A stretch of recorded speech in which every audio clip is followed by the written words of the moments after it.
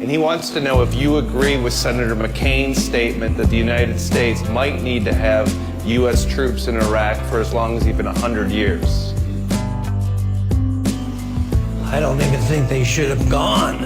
So keeping them for 100 years, where's the money going to come from?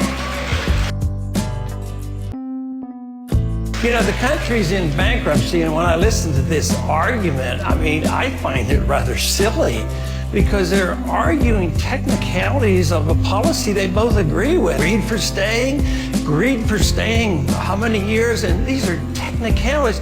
We should be debating foreign policy, whether we should have interventionism or non-interventionism, whether we should be defending this country or whether we should be the policeman of the world, whether we should be, you know, running our empire or not, and how are we going to have guns and butter?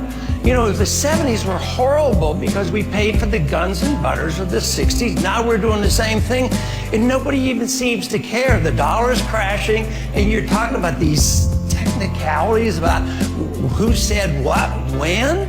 I mean, in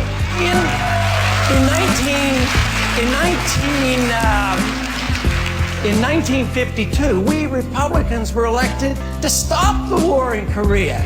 1968, we were elected to stop the war in Vietnam. And tragically, we didn't stop it very fast. 30,000 more men died.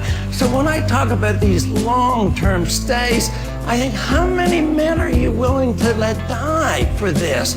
For something that has nothing to do with our national security.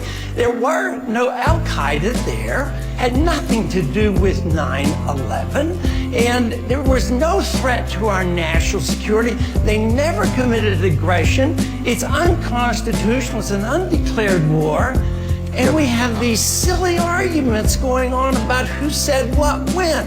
I think it's time to debate foreign policy and why we don't follow the Constitution and only go to war with a declaration of war.